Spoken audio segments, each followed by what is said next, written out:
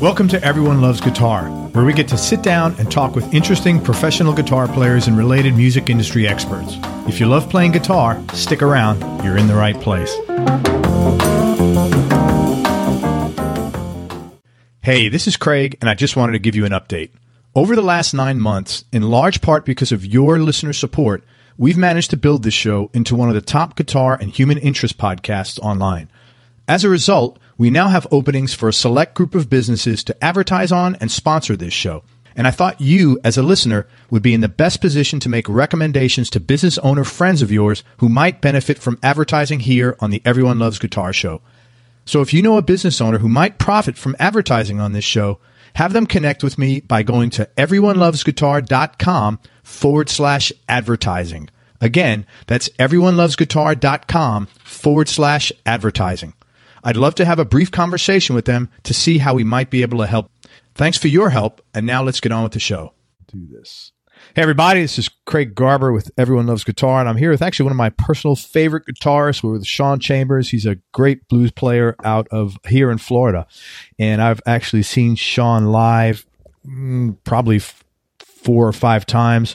We got to meet last time he was coming through Tampa, and I'm really happy to have him on the show. Excellent player, super cool guy, very nice, real successful. He's got 6 albums now, and he's getting ready to put his 7th in the next couple of months.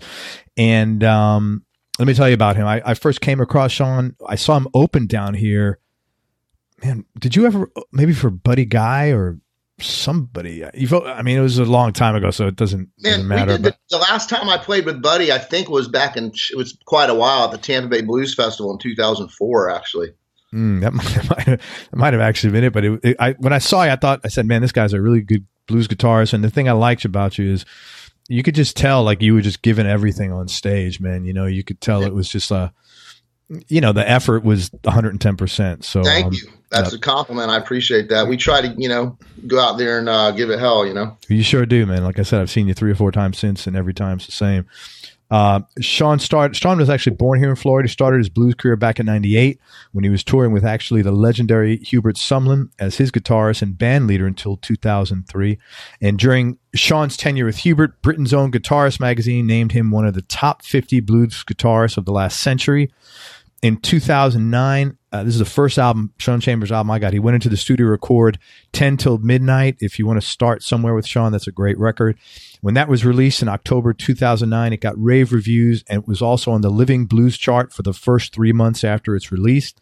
It got steady airplay in 45 states around the U.S. as well as many markets overseas. The title cut was featured on the House of Blues Radio Hour as a blues breaker, and the title cut is really, really good. And the album also generated significant airplay on Sirius XM radio on the Blues Channel, as well as I Pick to Click. Me personally, like I said, I bought that album when it came out. It's got great playing on it, and also In the Wintertime is probably one of my favorite songs on there. It's 6 minutes of just blistering, blues where Shaun's really ripping it up.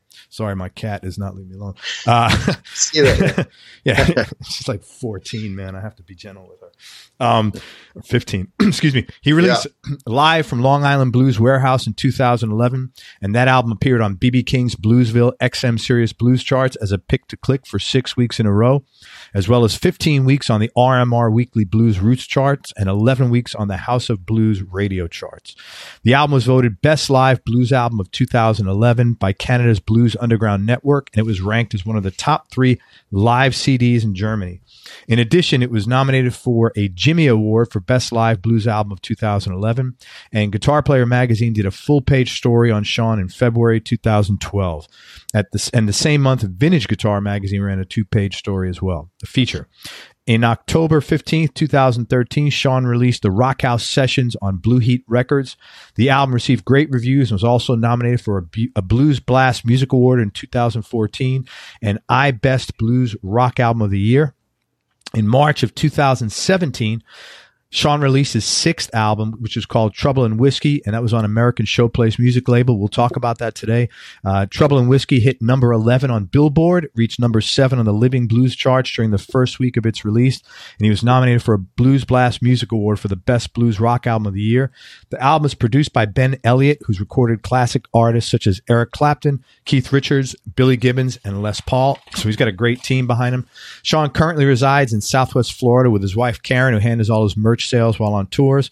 Shaun is proudly endorsed by GHS Strings, Voodoo Amps, Eminent Speakers, DiMarzio Pickups, Celestial Effects, and Bullet Guitar Tables. Shaun, I'm so happy you came on the show today. We've been trying to set this up for.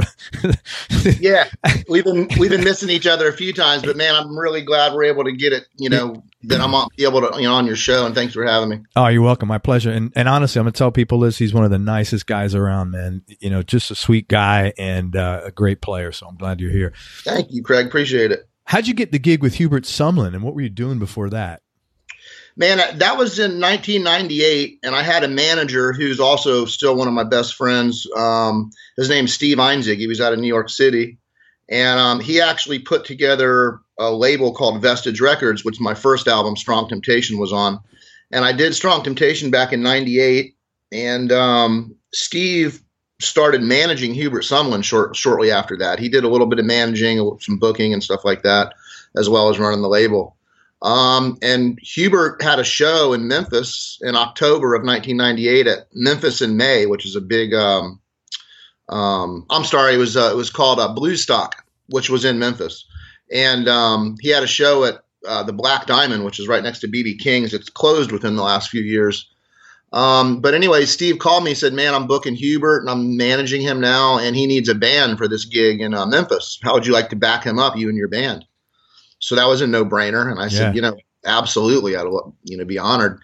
So he said, well, just, Hubert said to just, learn all the Wolf material, learn some of his material, and you guys can actually make the set list up and just learn all the hits. And so we woodshedded for about 2.5 months, came up with, a really good couple sets, and we did the show with Hubert. And it went really good. And Hubert said, man, I want you guys to be my group that night after we did the show. That was so cool.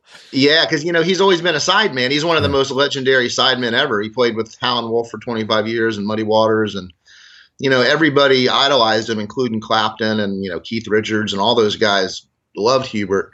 But he never had his own band, so he wanted us to be his group. And he took us all around the world. And I toured with him for a little over 4 years. That's fantastic. Now, he didn't play with a pick, if I remember correctly, right? He did not. No. That's a funny story too, because Wolf didn't like using a pick, and he didn't want Hubert to use a pick. So, Hubert even told me a couple times he fired him. Wolf said, "Man, when you learn to play without a pick, come call me." so finally, they had kind of a father-son relationship, according to Hubert. There was about a 20-year age difference.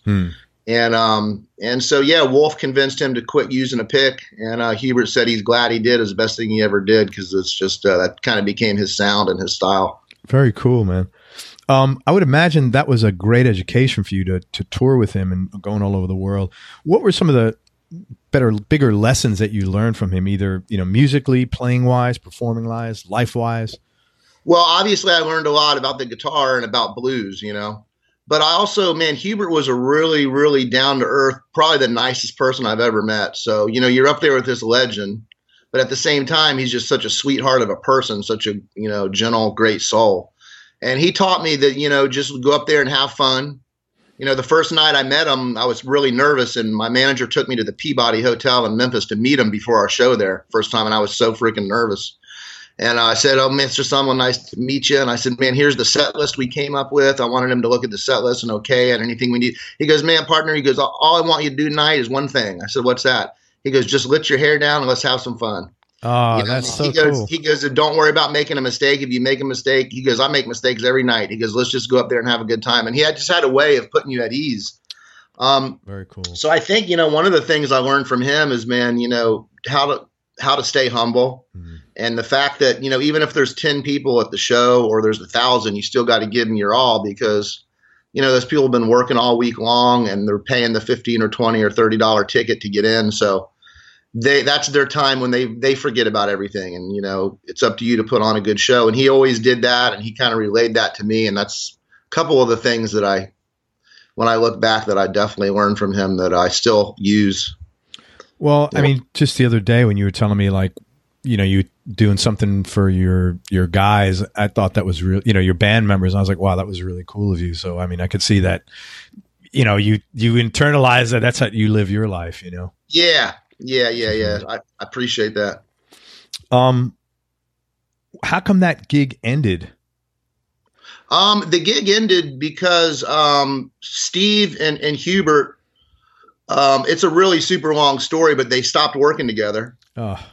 And Hubert started dating this lady named Tony, and she started managing him. Oh. And then she just had different ideas of, how things should go and how things should be. And we just didn't see eye to eye. And, once Steve and Hubert parted ways, kind of, because of Tony, I was kind of, still with Steve, and it just kind of, the whole thing just kind of ended. But me and Hubert were always very close, though. So it's like the Yoko thing? Kind of, yeah. Times 10. Yeah. What did you do between 03 and 09 when you released 10 Till Midnight? Between 03 and 09, I did my second album in 2004. It's called Humble Spirits. Mm-hmm. And I recorded that in Sarasota, Florida. Bud Snyder, who worked with the Allman Brothers for about 25 years as their front of house engineer. Wow. He has a studio down here in Sarasota, still does, and has a great ear. Is one of the best guys, behind the board. And so, I did my second album in 2004. I believe it was released in 2005. And so we toured around that and behind that for a couple years. And then it was about 4 years till I did my next album, 10 Till Midnight. Is that where you are now, Sarasota? No, my wife and I live in Fort Myers, actually. Where is that? North of Sarasota or south? It's south. So between like Naples and Sarasota? Exactly. Yeah. Oh, okay. Fort Myers is between kind of between like Punta Gorda and Naples. Gotcha. And Sarasota is probably about an hour and 10 minutes or so north. So you're like, Sarasota is like literally the middle between like you and me, basically. Yeah, I think so. Okay, cool. Yeah, that's a good middle point. Yeah. I never ask this question because it's like kind of cheesy, and like I'm sure everybody else asks it. What's that? But I really think 10 Till Midnight was a cool album name. I was just curious where the, I know that was a Charles Bronson movie back in the 80s. I was curious if that was an influence on it or. Yeah. That's funny because I never knew that was a Charles. Of course, I was a teenager back in the 80s and, yeah. Sure, okay, Shaun. Yeah. But I mean, it had nothing to do with the Charles Bronson movie. And it wasn't until after I released the album that a couple people asked me that. That's actually, that title, I was working on a couple different songs and I had that kind of sometimes, you can write a song based around a riff you're doing, or you could write a song based around a melody or maybe a vocal line. But what I was doing was kind of writing. And if I came up with a cool name that I thought, would be cool, I would write it down, something kind of catchy. So 10 Till Midnight, I kind of jotted that down as I was writing some words down. And I thought, man, that's a cool, actual kind of cool name for a song, maybe even the album. So then at that point I said, I think the name of the album is going to be 10 Till Midnight, but I hadn't written the song yet. That's so cool. Yeah. So, that was actually one of the last songs I finished for that album, and it actually became the title cut. So, that's kind of how that one got started. Thanks, man. I just think that's just like a very cool, badass name, 10 Till Midnight. I don't know. Cool. I always liked it. Thank you. You're welcome. Thank you for putting it out. What prompted you to start releasing your own albums in the first place? Because, I mean, that is a really big undertaking, leading a band, choosing to, I guess the better question is, what prompted you to choose to be a band leader instead of a sideman? Because that's a big undertaking. It's a lot of responsibility. I realize it's probably liberating in some ways as well. And then you've released now, 6 albums, got another one right around the corner. What prompted you to go that way instead of sideman or whatever? Man, back when I was a kid and I was playing guitar, I had a good friend named Justin, and we played guitar together, kind of had an acoustic duo thing ever since 5th grade. We kind of grew up playing guitar together. And we liked all the rock and roll back during the day. I used to listen to all the popular rock and roll and Southern rock too, being from Florida. And one day when I was about 14 or 15, a buddy of mine picked me up. He just got his driver's license. He was a couple years older, and he came and picked me up in his Pinto. I remember those Ford Pintos. Yeah. Yeah. And he picked me up and he put in a cassette tape of Jimi Hendrix. And the first song that came on was Red House. And I was learning to play guitar at the time, but I was basically doing power chords and, playing along with, my favorite bands and stuff like that on my tape deck. And when I heard Hendrix do Red House, that's the first time the hair on my arm stood up and I got chill bumps. And I said, who is this? What kind of music is this? This is what I want to do. I just found what I want to do on guitar. Because I was kind of searching, Yeah. And at that point, I started figuring out a lot of Hendrix's influences, kind of, his blues influences, like, Muddy Waters and Howlin' Wolf and a lot of the guys he was influenced by. And that style of guitar and the way he fronted his band and sang with that power trio, then I started really getting into that sound. And a couple years later, I discovered Stevie Ray Vaughan, and then I found Billy Gibbons and Albert Collins. And then I really started delving into a lot of the blues artists, getting really into the blues. And all the guys I idolized and listened to, they all fronted their own bands, Johnny Winter, Stevie Ray, Hendrix, Albert Collins, B.B. King, Albert King, Freddie King, all the Kings, of course. And I just realized at a young age that's what I wanted to do. I wanted to play that kind of guitar. I wanted to play blues, but I never considered myself a singer. So it was several years after I started playing that I realized if I'm really going to do what moves me and inspires me, I'm going to have to start singing, if I want to front my own band. So that whole train of thought kind of got me away from thinking I just wanted to join a band or be in a band. I wanted to have my own band and do my thing, So I started auditioning bass players and drummers and just kind of doing my own thing and started my own band and did the tunes that I liked. And I've been doing the same thing ever since, and in order to be successful, you have to be putting out albums. So that kind of comes with the territory. And I've been pretty lucky to connect with some of the people that I've connected with in my career that have helped me along the way. Man, that's an awesome story. So you really didn't even think about anything else but doing this from day one. So it was in a sense kind of easier. Yeah, I got my first I got my first guitar at age 11, and I just knew that's what I wanted to do. I just knew that's, I was really hoping that I could do that, and that would be my career. That's from great, a young age. Yeah. Well, it has. So congratulations, man. That's awesome. Thank you. Hey, I want to talk about your last album, Trouble and Whiskey. It was great. It was like some of your most ferocious playing in there. I mean, was that deliberate, or did you notice that yourself? You tore it up on that whole album. Well, thank you, but I got to give credit to Ben Elliott over at American Showplays Music, and he not only engineered the album, but he produced it. And man, Ben is a guitar guy, and he's got probably the best ear in the business, the best ear of anybody I've ever worked with. And it's funny because right shortly before I stopped playing with Hubert, I was lucky enough to be on his last album that was called About Them Shoes. It was a tribute to Muddy Waters, and Eric Clapton was on the record, Keith Richards was on the record. I played a couple songs on the record. Levon Helm was on it. It was just wow, full of superstars and guys I grew up idolizing. But it was actually recorded at American Showplays Music with Ben back in I think 2001 we did it, or 2002 maybe. So it's funny, now I'm on his label and it's kind of like come full circle. Now I'm there. That's really cool.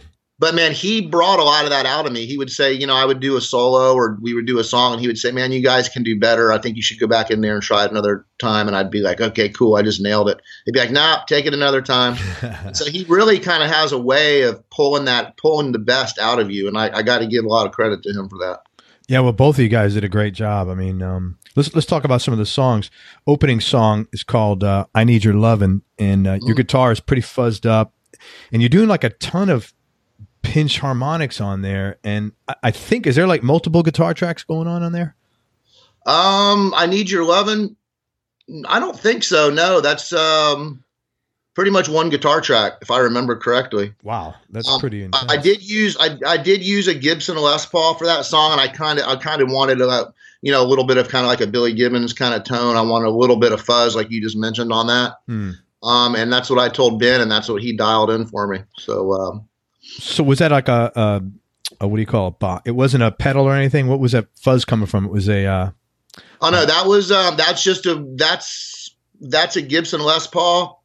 and it's coming through two Lewis Electric amps. Lewis Electric amplifiers are kind of boutique, hand-wired amps. This guy does that builds, each one's custom. Yeah. And Ben's friends with them. So he had like 4 or 5 or maybe even a half a dozen different amps in there for me to use. Wow. So when I would tell him what kind of sound I'm looking for, he would have his tech plug me into like a couple different amps and try to find the sound we were looking for. And then he would dial it in. And really that's just a Gibson cranked up through a couple, great amplifiers. Sounds great. Totally cool. Thank you. Trouble and Whiskey, the title song, your solo in there was freaking blistering. It was, thank you. I thought of Gary Moore when I heard of that. I was like, you're on fire, dude. And thank you. Yeah, man. What was the backstory to that song? Trouble and Whiskey is a song, that song I was actually writing, and the title was going to be I Confess. There's a breakdown in that song where we break it down, and it says has I Confess in there. And but I co-wrote that song with Jimmy Bennett, and he came up with the title. He came up with the line, "Trouble used to be my lover, and the bottle was my only friend." Yeah. And so the song kind of morphed from I Confess to Trouble and Whiskey. And that's kind of the backstory behind that. Very cool, man. I love that song. Another cool one was Traveling North, and that's an instrumental, but the title I thought was perfect because, like, to me, when I heard that song, all I thought of was driving in the car and, like, the soundtrack to that. And I was funny. Like, how did that come about? Traveling North is, it was meant to be an instrumental, cause I wanted to have one instrumental on the album. And, that was one of the songs that I was trying to finish up when we were in the studio. And I kind of wanted a little bit more direction with it. I kind of felt like it needed a little push, like something might be missing from it.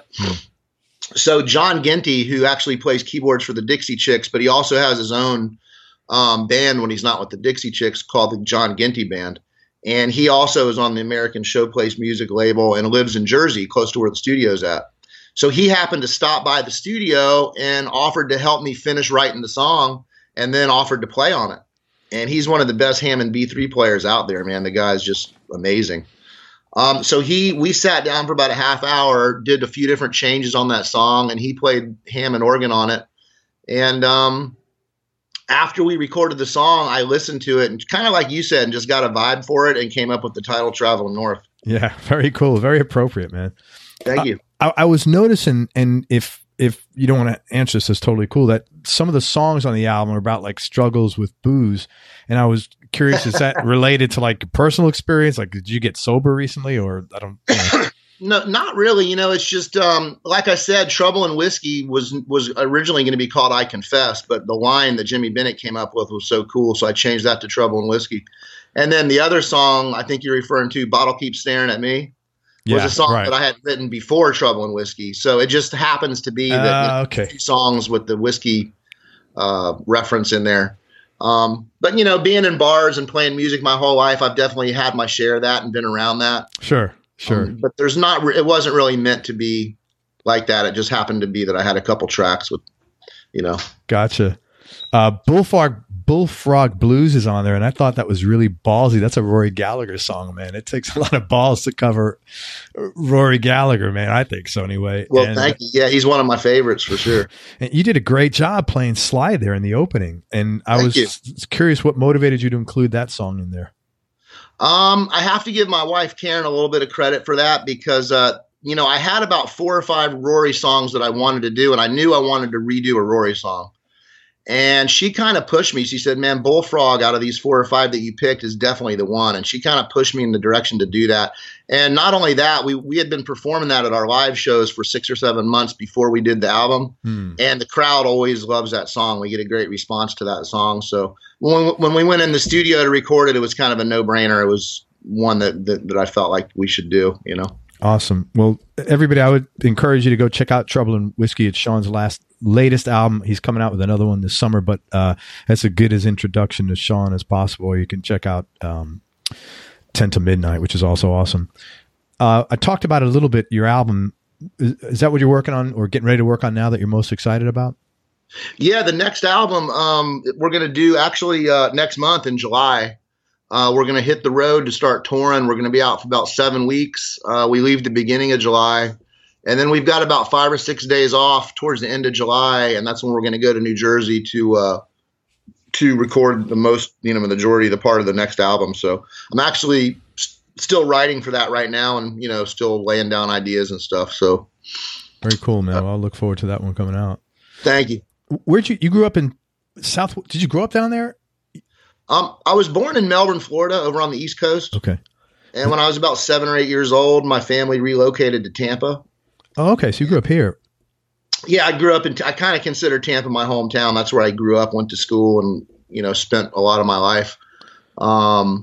And then after that, I moved to Dade City over in Hernando County for about 11 years, which is north of Tampa, about 30 minutes. Yeah, it's quiet there, man. It's really quiet. That's like old Florida almost. Oh, it's beautiful there. Yeah. I rented a house. It was a 3-bedroom house with a couple acres right on the Withlacoochee River, and it was great. And I toured and stuff, and it's great, when I moved in there back, and I think it was 2000 when I moved in that house, and I was touring with Hubert a lot.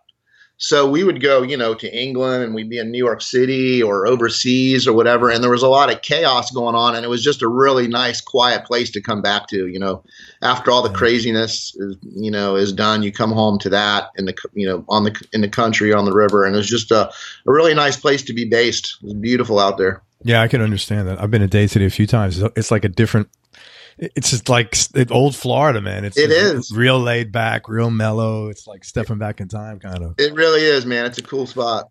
What was growing up like? What kind of childhood did you have? Well, my mom was a school teacher growing up.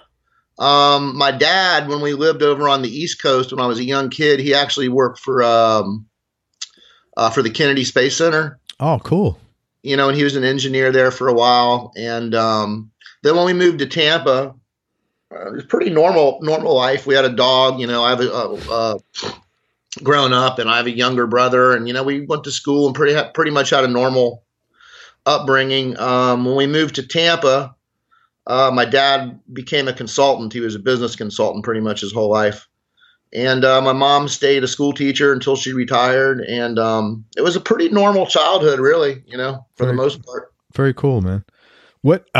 How did you get into blues then? Usually like normal childhood and blues is not like the pattern, usually there's like something fucked up that you're trying to figure out, or, you know what I'm saying? How did you get into blues? Man, I got to go back to the Jimi Hendrix thing, because, like I said, I knew I wanted to play guitar, but when I heard Hendrix play Red House, that really it gave me goosebumps, and I knew that's the kind of music I wanted to play. I didn't know anything about blues when I heard that song. But then when I heard Hendrix play Red House, I just knew that's the direction I wanted to go in, and that's what I wanted to do at a really young age, That's very cool, man.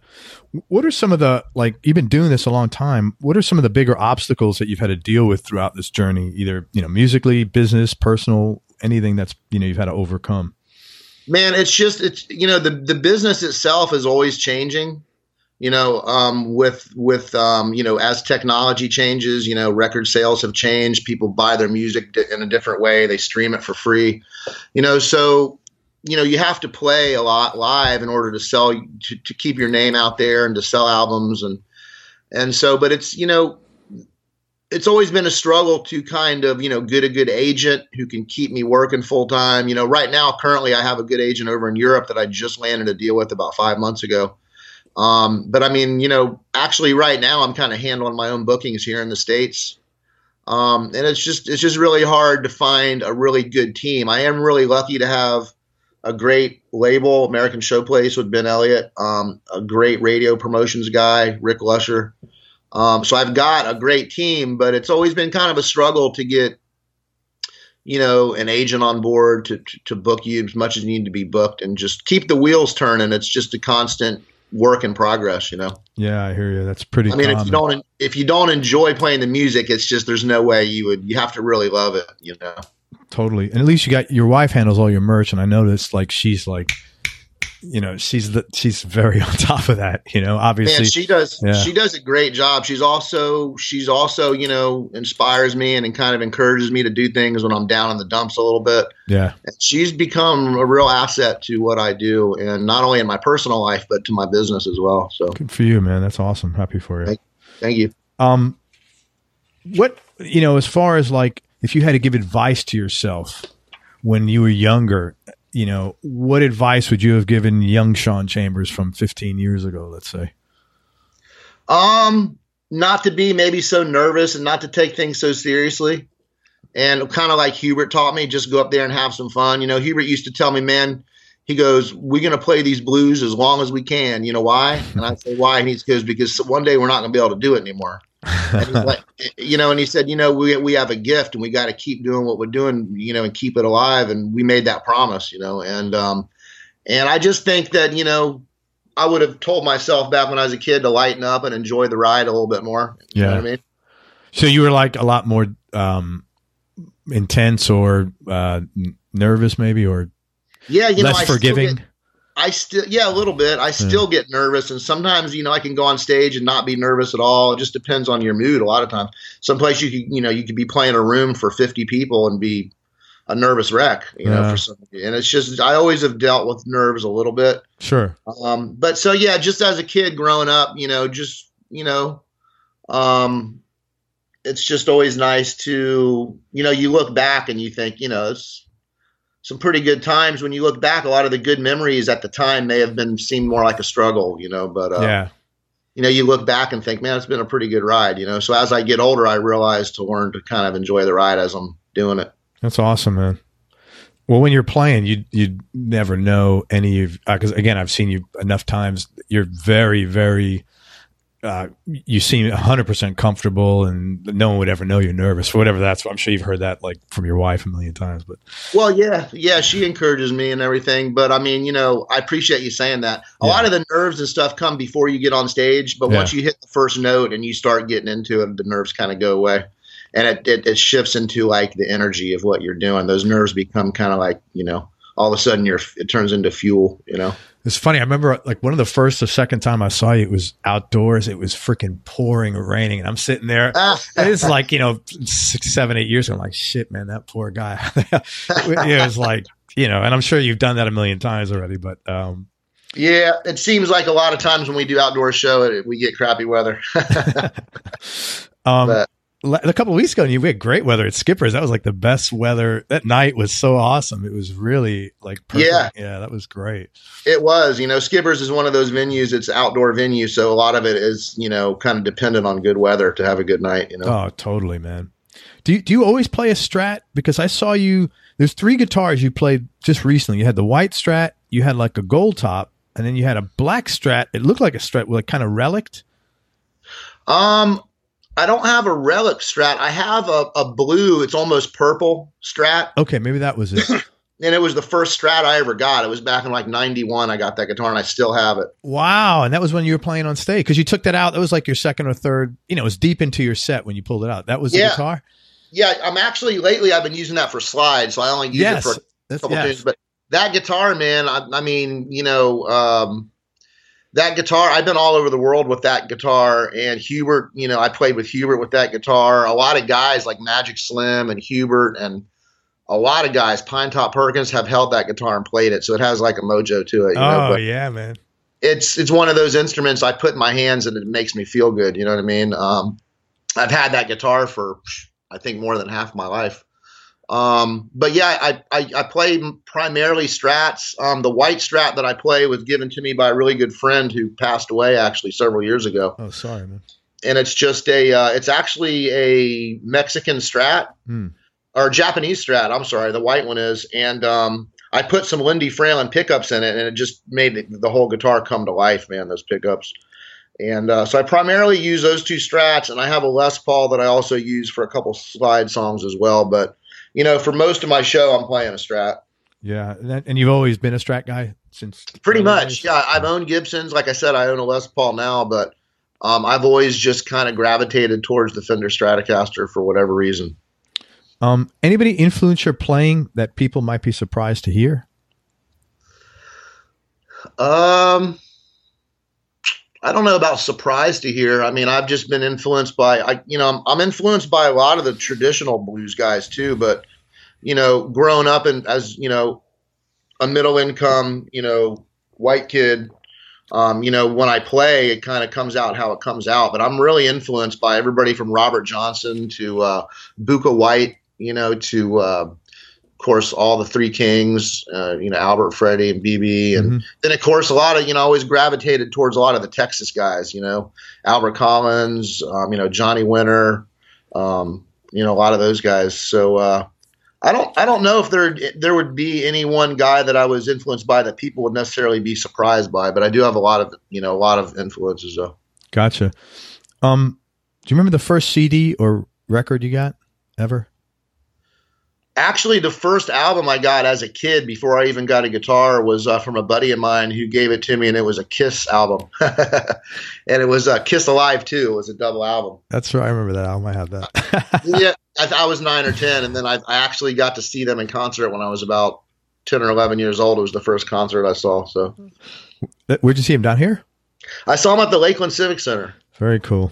And I had to beg my mom because I had a friend of mine when I was real young. Once I discovered Kiss, we used to dress up like Kiss for Halloween and stuff. I mean, we're going along, cool. when I was super young. Yeah, but we both begged our moms for about 2 weeks to go to that concert because they were like, there's no way you're going to see Kiss. And they took you? And finally they did, yeah. My dad was a consultant, so he was out of town for a couple weeks. So my friend, Harley was his name, his mom and my mom decided they would drop us off at the Lakeland Civic Center, go grab a bite to eat, and then come back and pick us up.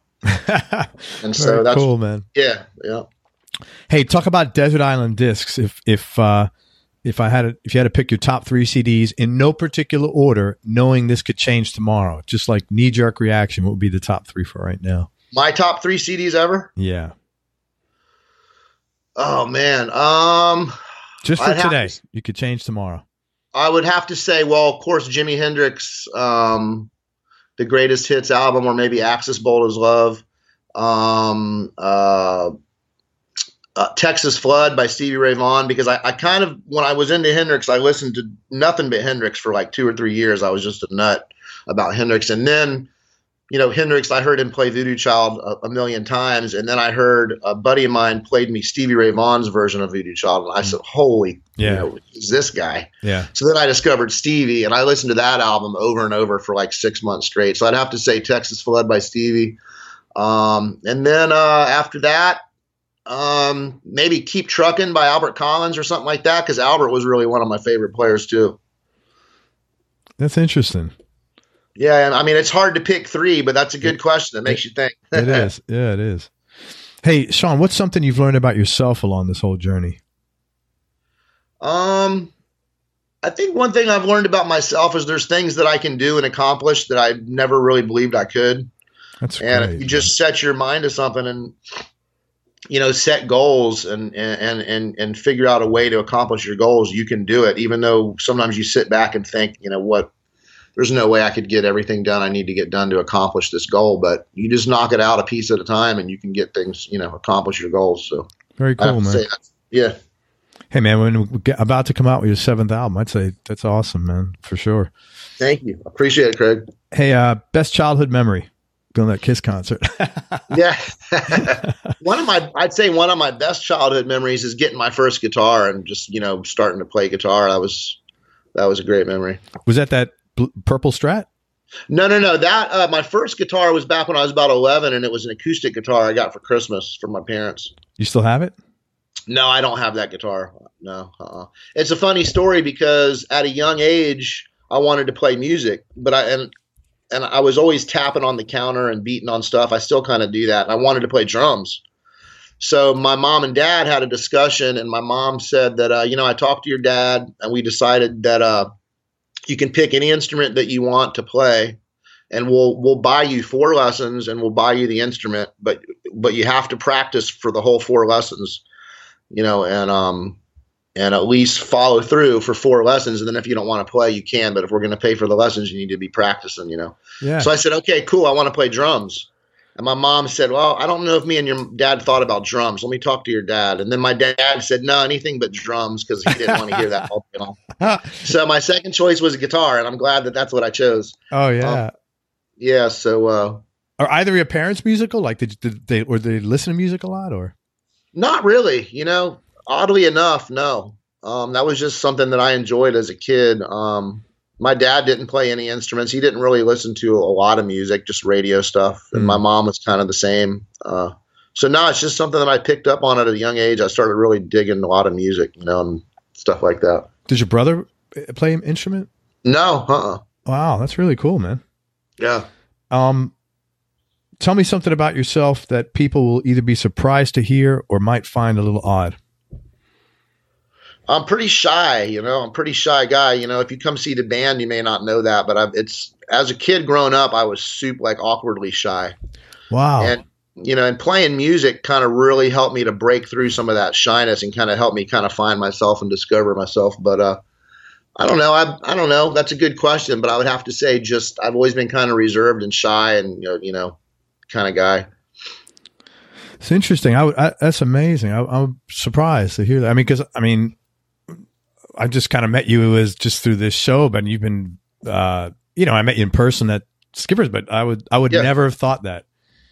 Yeah. Well, a lot of people may not, but people that know me really good, like my wife or my family, they know that about me. So yeah, you've done a great job, man. That's tough.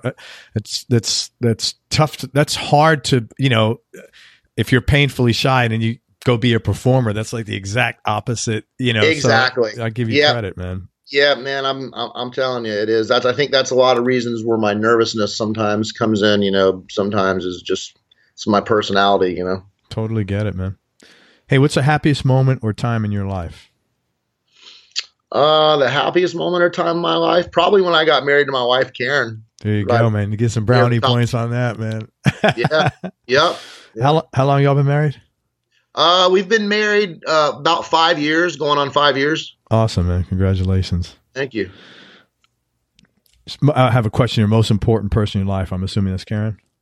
Yes, I'd have to say so, man. She's my rock for sure. Very cool. Most important thing your dad taught you?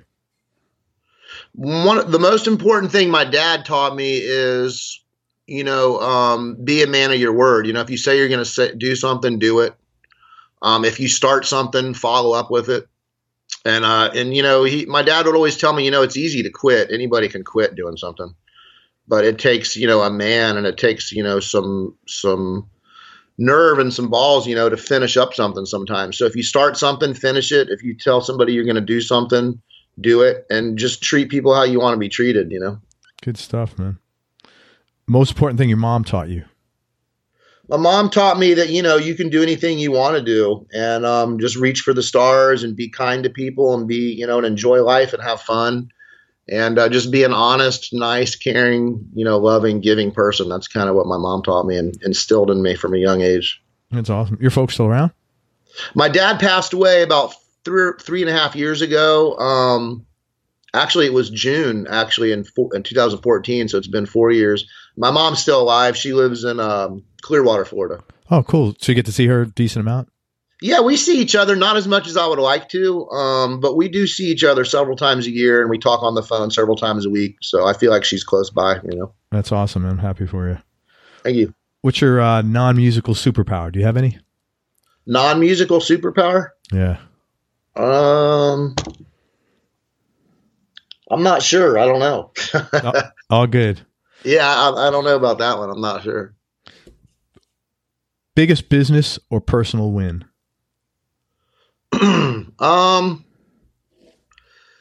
Biggest business or personal win, it would kind of have to go into the same. They're all relative because, just being somewhat successful at music, and following my dream, I think that I still have a long way to go and a lot of hurdles to cross, but I feel like, in business, which is my music, and my personal thing I've always wanted to do, which is music, have kind of started to come to fruition, Yeah, they definitely have, man. Do you have any hobbies or interests outside of music, Shaun? I love fishing. I love boating. Karen and I love to go camping. we like to be outside doing stuff outside. So I've always needed kind of a balance in my life. I know guys that do nothing but music and that's all they concentrate and think about 24/7. And I just have the kind of personality where I kind of got to break things up a little bit. Man, it's a lot healthier, to be honest with you. Yeah, it's nice to have a life outside of music as well. So Karen and I like to do some different things, outside, some activities and stuff like that. Bass fishing?